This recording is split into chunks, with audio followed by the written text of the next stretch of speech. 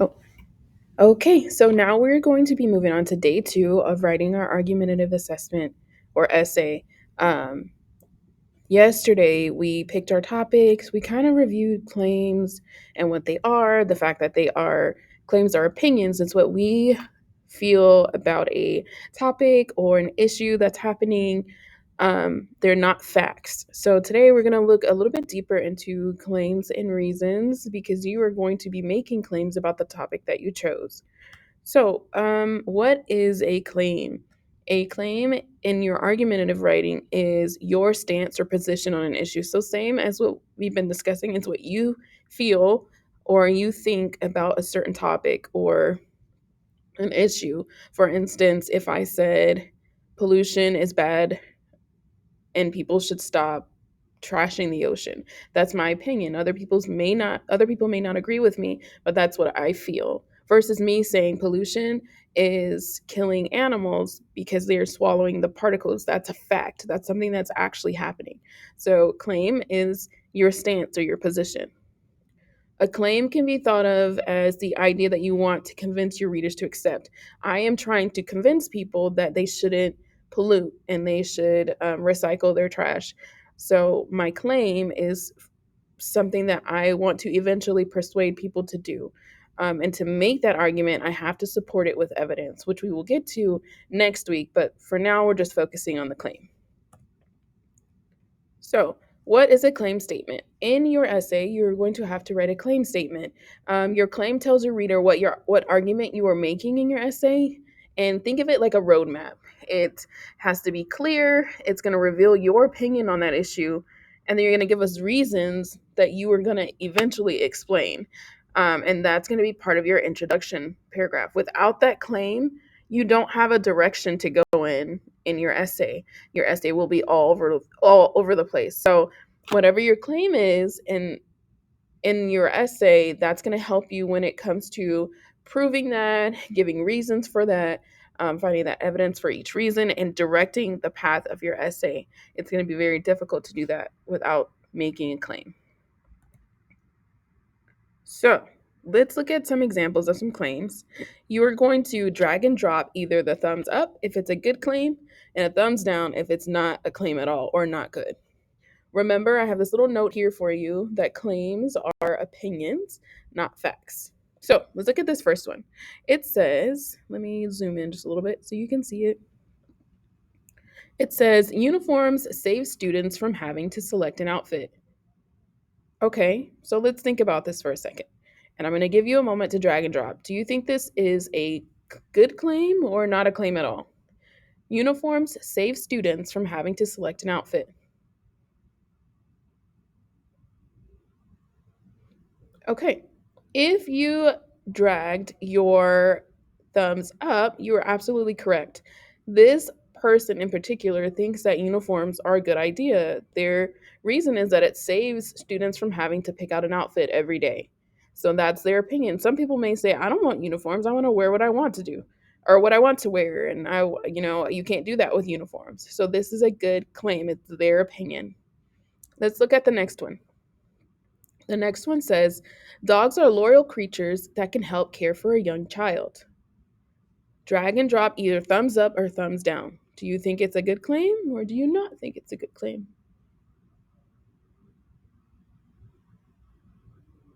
All right. If you took the thumbs up and dragged it down, you are absolutely correct. It's a good claim. In this case, this person favors dogs. They love dogs. They're saying that dogs are loyal creatures. But someone that may not like dogs may say, I think cats are better. So this is a good claim. It's someone else's opinion. Now let's look at the very last one. It says cats have 32 muscles in each ear. Humans have 6. Drag and drop either thumbs up or thumbs down.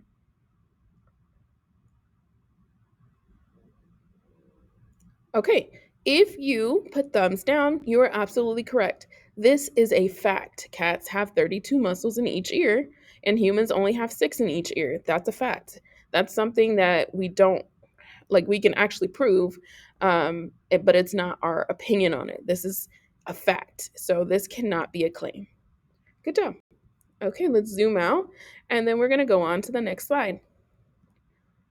So let's look at an example of just a piece of text from an argumentative essay, and we're just going to break down how we write our claim statement. So it says, Dear Mayor Gomez, I hope that you are doing well. I know you are busy, but I would love to hear your point of view on an issue that has been on my mind a lot lately: the voting age. I'm 14 years old, and I believe strongly that teens my age should be able to vote. So, in this case, what's the topic? The voting age, right? So, this person is writing to their mayor about the voting age.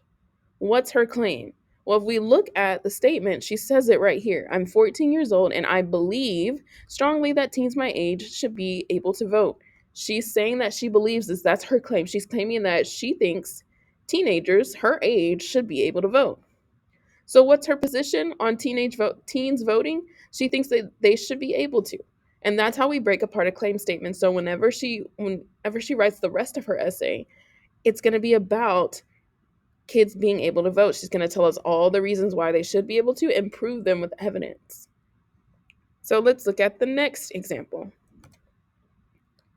It says on March 11th, 2010, a high school pitcher in California was facing a player using a metal bat when he was hit in the temple by a line drive traveling 100 miles per hour. His skull was crushed and he was spent weeks in a coma. Fortunately, after surgery and months of rehabilitation, he survived. The accident brought to the forefront an issue that has been a safety concern ever since the 1970s, when metal bats began being used instead of wooden bats. Metal bats are dangerous and should be banned by youth sports leagues for several reasons. So think about it for a second and look at what I have here. The topic of this is metal bats, right? They're talking about metal bats. What's their claim? Well, if we look at this last sentence, we know what they believe. They believe that metal bats are dangerous and they should be banned by youth sports leagues for several reasons. So that's what we're going to put in the claim statement box. So, what do you think that the author's stance or position on this issue is? You're going to type your answer in this box below. Do you think that they are for metal bats or they're against them? Type that issue in the box below. If you put that they are against metal bats, or you put the author doesn't like metal bats, anything similar, you are absolutely correct. That is their stance or the position on the issue.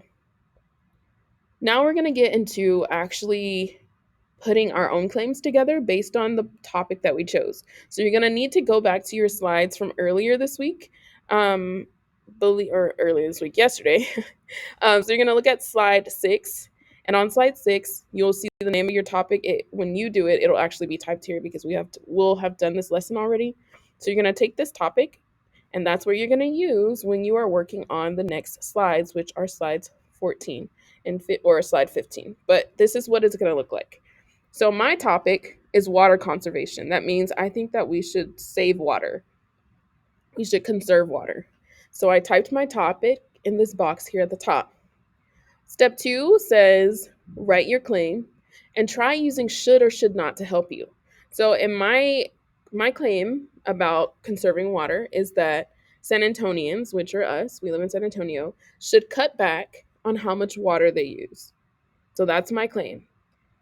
My reason for that, why do I think that San Antonio should cut back on water, is because our aquifer levels are very low, which could lead to animals and plants dying. So, because we don't have enough water in our aquifer, if it is completely gone, then animals will eventually die and so will plants.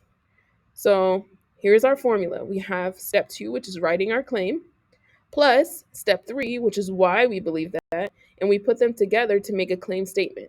So, at the bottom, step 4, and you see the equal sign to help you, it says San Antonians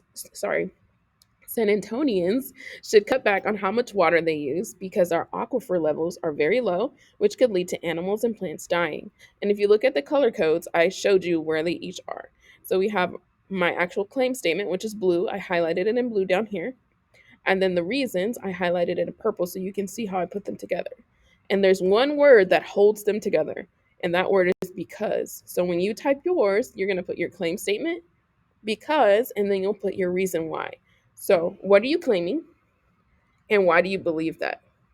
And then you'll put them together. So our formula is claim plus reason equals your claim statement. So, on the next slide, which is your activity for today, you're going to type your topic. Remember, it's on slide 5. I believe I said 5. The topic slide where you chose your topic. Type it here. You're going to tell me your claim.